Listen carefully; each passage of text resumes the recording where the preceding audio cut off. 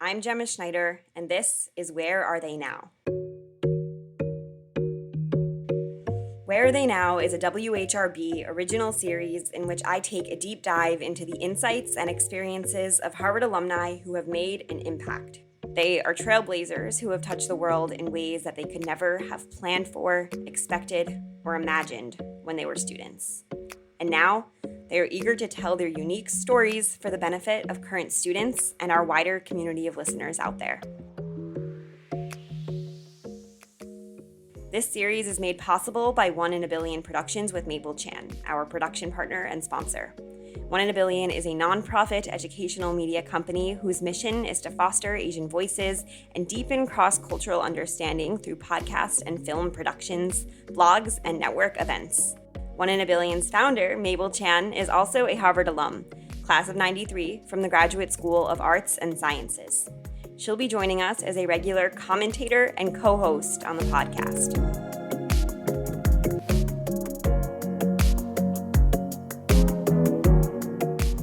In this episode, I am speaking with Janet Hook, a national political reporter, a mom, an Arsenal fan, and a self-described lover of Maine. Janet earned her BA in philosophy and government from Harvard College in 1977, and she has spent over 40 years covering national politics all over the map, at publications like the Congressional Quarterly, the Wall Street Journal, and currently at the Los Angeles Times. Today, we talk about how Janet's scholarly interest in political philosophy ultimately led her to become an on-the-ground political reporter. We also speak about Janet's undergraduate experience at what was then Harvard Radcliffe, which was heavily dominated by men at the time. Obviously, a lot has changed politically since Janet's earliest days as a reporter, but as she recalls, some things have remained just the same, like the wonder and thrill that comes with approaching and interviewing the most random of people on the streets, all of whom have their own unique stories and thoughts to share. At the end of this episode, you'll also hear from Mabel Chan, our podcast contributing commentator and co-host. As a former journalist herself, Mabel will share her thoughts about this interview, a commentary about her Harvard education, which opened doors for her at CBS News in New York. How? Stay tuned. But now, here's my conversation with Janet Hook.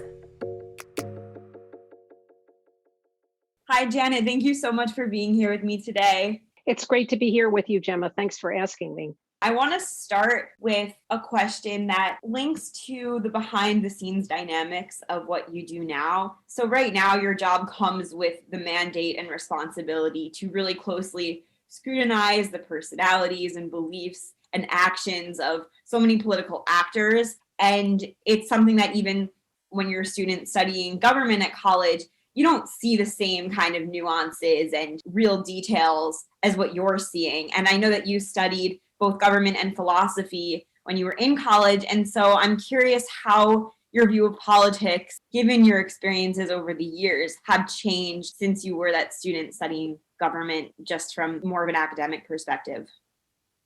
Oh my, I guess looking back when I was in college, I didn't know anything about politics. I had done a little bit of kind of political activities when I was in high school. But really nothing to do with elective politics, which is kind of what I've been covering for most of my life as a journalist. When I was studying government at Harvard, most of the courses that I took were political theory or political philosophy courses. And I have to say that did provide me with an invaluable framework for thinking about politics, but it actually didn't tell me too much about the nitty-gritty of how candidates are elected, how laws are made in Congress, how candidates become president. I think the most important thing that I learned from studying political philosophy is how much our politics reflect our values, and that our values change over time, that elections are often about choosing between competing value sets. And I don't think you don't need a Harvard degree in philosophy to know that, but I feel like it was really grounded in some sort of deeper thinking about what people are deciding when they decide who should have power in government. I like what you said about how what you're doing does not take a Harvard degree in philosophy. And I think that also speaks to the fact that your job has a lot to do with drawing on personal experience and perspective and your own judgments and evaluations. Even going back to your college years, a particular experience I'm curious about is that when you were there, the Radcliffe Harvard merge was only beginning to take effect. And so I'm curious about how that might have shaped your outlook about not only politics, but your outlook on the future and your career, and even how it might have evolved since college as you were charting the world of journalism. I entered Radcliffe, Harvard Radcliffe, as it was called at the time, at a very interesting time. And it was kind of somewhat between eras, which is to say, long before I got there, the university was co-ed in classes and in dormitories, so that for all intents and purposes, for years before I got there, I was a freshman in 1973. There were men and women in the same classroom, in the same dorm, in the same bathrooms. But the one thing that remained as the last relic of independent identity that Radcliffe had was that it had its own admissions board. But what it meant, though, was that I went to a university that was heavily dominated by men. And it really felt to me a lot like a male institution. And to be honest with you, I didn't feel very at home there, at least for the first 2 years that I was there, for reasons that probably extend beyond just Harvard and its welcoming for women. So I felt like I was admitted to Radcliffe, but never quite had any reason to identify with it because its own institutions were so diminished. Yeah. You said that in the early days you didn't feel at home at Harvard. Did that change at all with time through the years that you were there? Yes, it did. It did. And it's very hard for me to remember what it was like to be Janet Hook at age 19. I have this general feeling that I was very motivated to succeed academically because it was the one thing that I really loved to do and felt like I could do it without competition. One thing that I found off-putting about Harvard was that you didn't just join extracurricular activities, you had to compete to be part of it. Like I thought about how much fun it would be to work for the radio station, but then I found out you had to compete for the right to participate. And I was afraid of that. And so there was a way in which I felt like I ended up shaping my life around avoiding that kind of competition, which probably limited my access to opportunities at Harvard. But I found other things that were satisfying. And one of them was I just really loved my classes. I loved studying. And so I didn't feel like there was ever, I can't think of a single person until I got my thesis advisor who I considered a mentor or a guide. So in that respect, I felt very alone. I got most of my advice and support from my friends. So maybe they do things differently now, but that was what my experience was. It's really interesting. It's interesting even what you said about the radio, because for us now, there still exists competitive comps, the process of competing for admission to a club in so many different organizations, but WERB is one where the comp is very laid back and not competitive. So it's interesting that that's kind of evolved. Oh, damn. Damn. If only. I'd probably be a radio journalist today if that had not been the case. I do wish even now that some of the comps were less competitive. I think there still definitely exists a dynamic for a lot of students, including myself, where some just seem so cutthroat that why even deal with it. So I think that does still exist to an extent. So you said whether becoming a radio journalist, but did you know that you wanted to be a journalist? I know very early out of college, you did start working for Public Interest magazine. So was that always something that was in your mind? To be honest, hardly at all. When I was in college, I thought I was going to go to graduate school and be a philosophy professor because I loved it and I thought that would be fun and interesting. And so that I actually did very, very little, hardly any journalism extracurriculars at Harvard. Like I worked on one of the poetry magazines kind of lightly. And so it really wasn't until I got to be a senior and then realized, I don't think I want to get a PhD. It was a time when there was a huge PhD glut. So there were a lot of market reasons to not want to go to graduate school. But I also ended up feeling like being an academic, especially being a philosophy academic, would be a very inward looking life. It would be very insular and not, now I know this isn't really true for all professors, but it felt like it wouldn't be as engaged in the world as I wanted it to be. So I kind of launched my own journalism career without the benefit of having worked for the Crimson or the Harvard Political Review. And so it was only sort of in the doing that I discovered that it was something that I could and wanted to make a career out of it. It could arguably be easier to go down the path of getting a PhD, something pertaining to philosophy, something that you were focused on more explicitly, and that's kind of the direction if you saw yourself going. So that's a scary choice. Did it feel scary at the time? I don't remember it that way. And I don't think it would have been easier to get, easier intellectually to just kind of keep walking in the same direction if I had gone on to get a PhD in philosophy.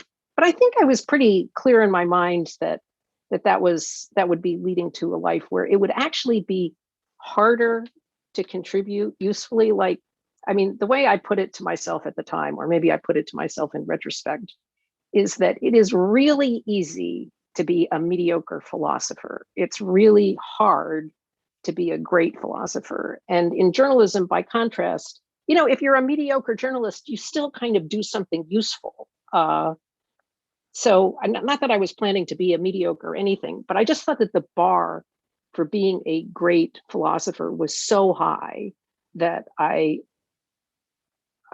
just thought I didn't want the life that fell short of that. And I didn't know whether I didn't think that I had it in me to be the next Immanuel Kant. I like that too, especially the aspects of it where it was easy to transition and you didn't feel that you were abandoning a certain path. So a question I have also in terms of those early years is, in 1987, I saw your first appearance on C-SPAN. And at that point, you're 10 years out of college. And something that I really loved in that interview was it was a very subtle detail, but the person interviewing you asked whether your job was fun. And you gave such an authentic, bubbling yes, a quiet yes. But I noticed it. And I think the reality that 10 years out of college, you're doing something that you love, that you enjoy, that's fun, is awesome. And I think that's what every student wants. How long did it take you to get to that point where it was fun? Were there any doubts along the way? All of the jobs that I had in my 20s were fun. I loved working at the Public Interest. And then after that, I moved to Washington to be a reporter for a weekly paper called The Chronicle of Higher Education. Then when I went from there to Congressional Quarterly, which is where I worked when you saw me on TV, that also was fun because I really plunged into learning deep about Congress, which ended up being a journalistic specialty of mine for many years. So C-SPAN was a great outlet for CQ reporters, because if you read CQ, you're really into Congress. And if you watch C-SPAN, you're really into Congress. So they often asked us to be on as guests. And it was a limited exposure enough that it wasn't as terrifying as if my first television appearance had been on CNN or a network TV. It was just C-SPAN, not to denigrate it, but you felt like they were people who appreciated the kinds of reporting that a CQ reporter had to offer. It was a little terrifying, though, taking phone calls, and they do that a lot because you just never know who's going to call in. And there were some pretty wacky people. You're on at 7 o'clock in the morning and somebody calls from Alaska, and then you figure out that it's like 3 o'clock in the morning in Alaska. Who are these people who are calling? So it always required a certain agility and dexterity to answer questions that were sometimes kind of wacky. Yeah, I was curious about that. number one, getting in those calls, and number two, you totally don't know what's going to come, whether that's some comment that's hard to respond to or a question that's really challenging. How did you make sure that you were on the ball and ready for all of those? Well, I would always study up on the topic of the day. But here, I'm going to give you a deep, dark secret, a trick of the trade that now that I tell you this, you're going to hear it every time you hear somebody being interviewed. When you want to get a little time to collect your thoughts, you say, the caller asks a really good question. Or if you're on NPR or some other place, you just say, Audie, that's a really good question. And then you kind of pause and you think, anyway. I should say right now, that's a really good comment before. The other thing is, this is a little bit of a dodge, but there's often the case where if they ask a question that you don't really know the answer to, you kind of answer an adjacent question. As you're doing this over the years, politics has changed so much. Of course, there are also natural patterns and proclivities. What has stood out to you the most, the differences over the years, or how some things just remain the same? I say the differences stand out the most. So what's changed that affects me and my ability to do my job, one thing that's changed a lot is the sense that politicians are much more about sticking to a message. Like, I feel like it's harder to get beneath the surface talking to politicians than when I first started. And part of it has to do with hostility and suspicion toward the media. And it's especially true among Republicans, but it's also somewhat true among Democrats, that they feel like, especially because the outlet for everything they say isn't just, okay, I'm talking to Janet today. Tomorrow, she will put maybe one quote of mine into a newspaper article so that, you can talk for 20 minutes and expect only one quote to be used. So I feel like the cumulative effect has been that I feel like it's a lot harder to get people to let down their guard and tell you either what's really going on, anything that's not completely rosy. On the other hand, that's what a reporter's job is to find ways around the walls, over the walls, through the walls that people put up when you talk to them. To be honest, though, even to this day, it just totally amazes me. And it is the great gift of the profession of journalism. Like, I think of a press pass as a license to talk to total strangers, wherever you are. All you have to do is say, hi, I'm Janet Hook from the LA Times. What brings you here? You're at a political rally. Or I'm Janet Hook with the LA Times. I'm really interested in what this town is like. Can you tell me? And total strangers talk to you. It's astonishing. I don't know whether I would if a reporter approached me, but the country is just filled with people who like to tell stories, and I'm there to hear them. And so that's something I love, and it's something that has never changed. Politics, it's a cliche now, though, to say that politics are more polarized, so that there's a way in which the political dynamics of Congress and campaigns it's definitely different. Is it less interesting? I don't know if it's less interesting, but it's definitely different. And I know this is something that also dates back to when you have discussed interviewing techniques, just going up to someone and saying, what brings you here today, and how much you can get out of a person from that. What is maybe the most surprising thing that's ever come out of one of those questions? Oh boy, most surprising thing. Well, it's like impossible to answer that question directly, or no, I should say, that's a very good question. Let me think about that. I had a great, this isn't surprising, but this is the kind of thing that you can get that's really helpful, is that I went up to a woman at an event. I was writing a story about the Boston mayor's race just a couple months ago, because I got interested in it because I was working on a story about women of color in politics. And somebody pointed out to me, she's, hey, have you noticed that all of the leading candidates in the Boston mayor's race are women of color? And I said, what? Boston? And it was just like such a shock. It was so different from the Boston that I knew when I lived in Cambridge, where, Irish white men ruled everything. So anyway, so I was at an event with the acting mayor, and I went up to this woman and I said, "What brings you here?" And she looked so engaged and participating, and she said, "Oh, my mother." So she introduces me to her mother, and she was there only because her mother dragged her along. But her mother just turned out to be totally fascinating. And it's a good thing. If I hadn't asked her, "What brings you here?" I would have just asked her questions and she would have answered them, and it would have been kind of boring. But when I asked, "What brings you here?" and she introduced me to her mother, it was just like it opened a whole different door. When you interviewed recently, you interviewed Congresswoman Karen Bass, and you mentioned how there was no white man in the mayoral race. Was that at all, that question at all inspired by that instance? Yes, actually, I did that interview with Karen Bass in connection with that story. They so this is a new thing, that when you do a story, that they always like to have visual components, and so they I did an interview with her and talked to her about the broader issues about uh, women of color in politics. So they were connected. That's cool. And have you enjoyed taking on that focus now, especially with Kamala as VP, and what the kind of the new opportunities in politics? Because back when you started, there was definitely not as much of that. So as you're watching these changes, has that been hardening for you? How has that been for you on both a professional level as well as a personal level?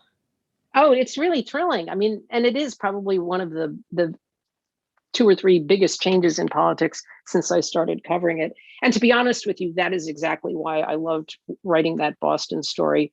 So a lot of change in politics happens gradually, and sometimes you just have to step back and say, okay, so every year there have been a few more women in Congress, a few more women of color, but like at a certain tipping point, the Democratic caucus in the House became majority people of color. And that's a big deal. And you see more and more Democratic women elected. And in 2018, when a record number of women were elected to the House, they were almost all Democrats, and the number of Republican women in the House went down to a near record low.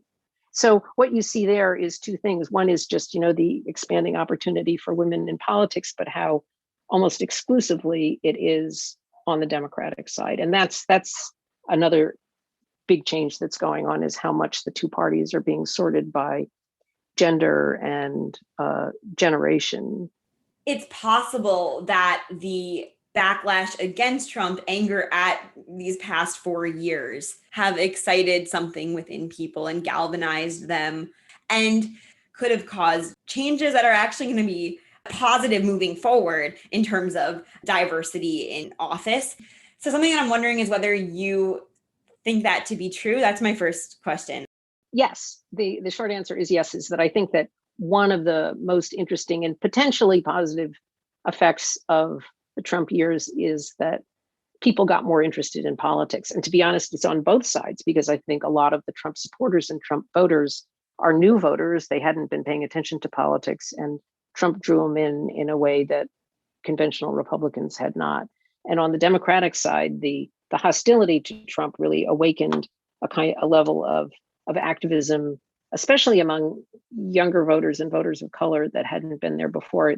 That sort of turnout records were broken on both sides. And I think the biggest question is whether that's going to be a lasting increase, or whether it's specifically because of Trump, that Trump leaves the scene and all of the Trump voters leave the scene and Democrats go back to being a little ho-hum about it. Do you think that there's something that can be done to preserve that energy?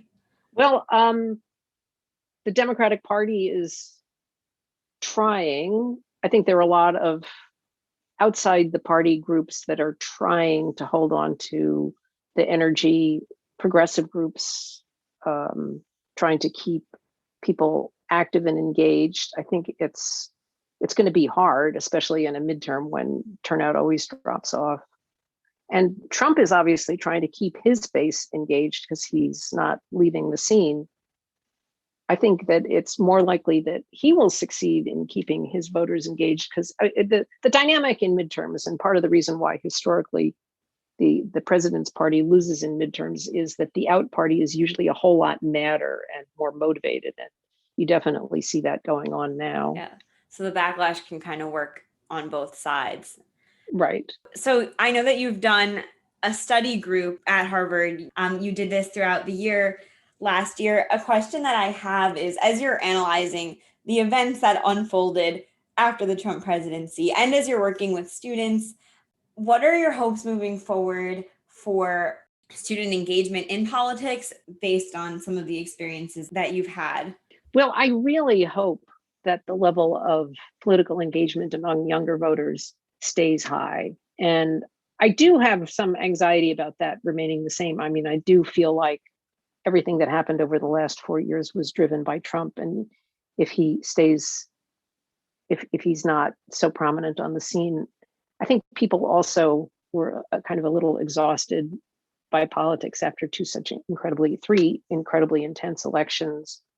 And I just think that apathy creates a political vacuum that gets filled by people who, shouldn't be speaking for all of us. So that's my greatest hope. I'm a little anxious about it being fulfilled, but you never know.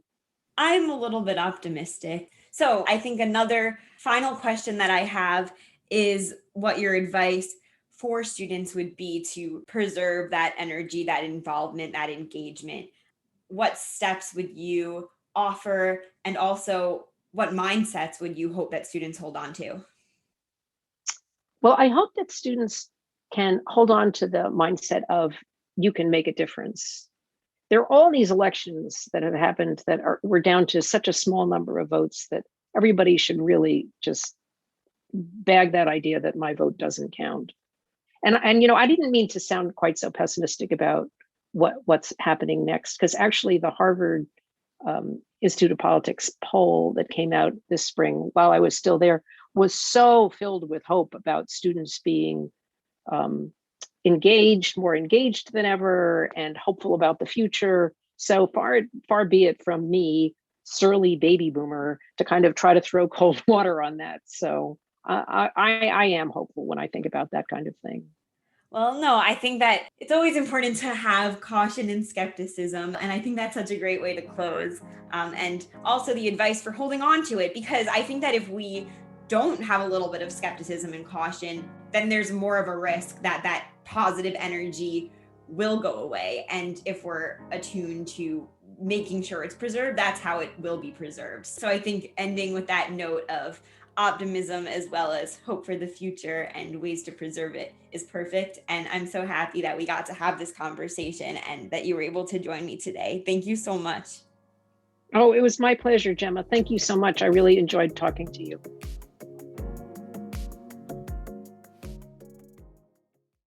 Thank you so much to Janet Hook for joining us today.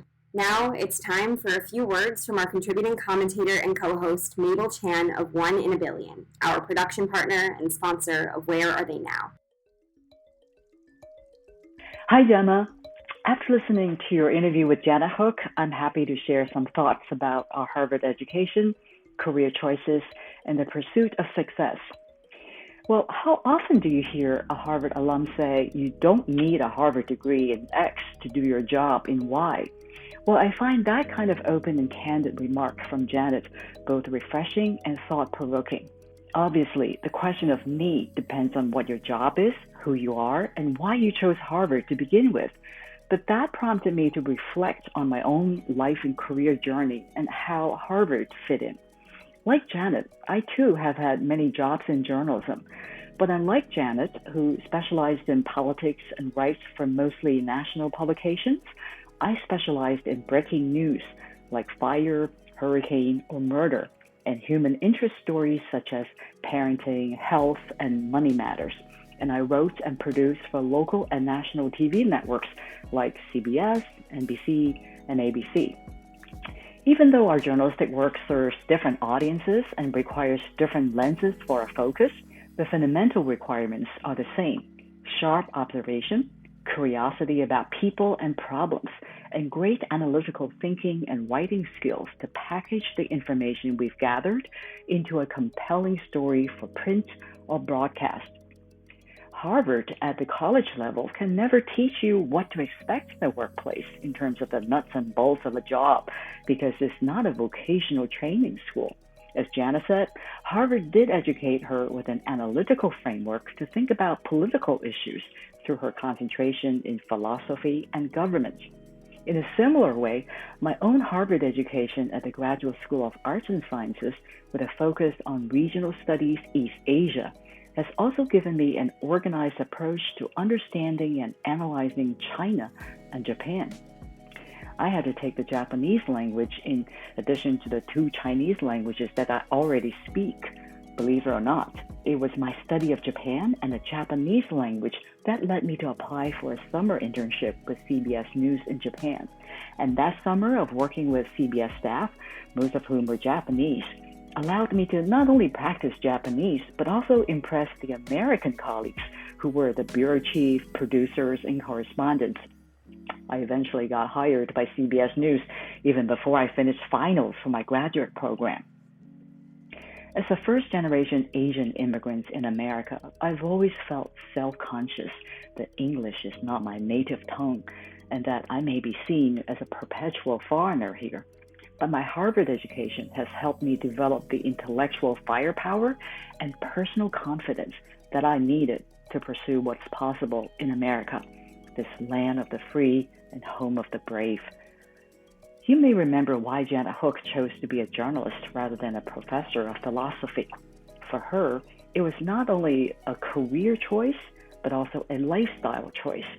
She did not want an inward-looking, insular life. She wanted to engage the world in a way that guaranteed her contributions would be useful. Well, I feel the same way. I'm no longer a full-time journalist, but I'm passionate about storytelling and mentoring.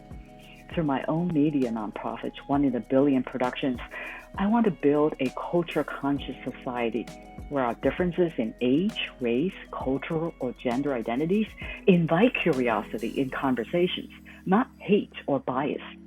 What is your idea of your contributions to the world? Send me your thoughts. I love feedback.